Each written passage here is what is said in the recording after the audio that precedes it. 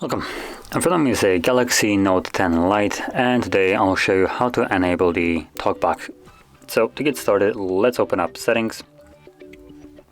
From here, scroll all the way down to Accessibility and select TalkBack. And in here, all you need to do is turn it on. It gives you this pop-up, so let's select Allow and turn on, and this will turn on TalkBack. Now by default it would open up some kind of window and you will have two options, and normally if you're using just your fingers, as you will see, scroll doesn't really work anymore, so you need to use two fingers, I believe.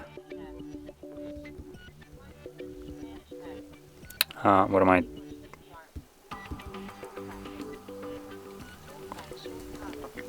So as you can see, you can kind of scroll down through it. But the better option here is using the pen. As you can see, whenever you hover over something, it automatically gets selected. I'm not touching the screen right now. And you don't actually have to like double tap on things. So for instance, normally when you select something, you need to double press it to activate it. But with the pen, all you need to do is simply tap on it. And as you can see, it's quite simple with a pen. Now anyway, this is how you turn it on and off, and if you found this very helpful, don't forget to hit like, subscribe, and thanks for watching.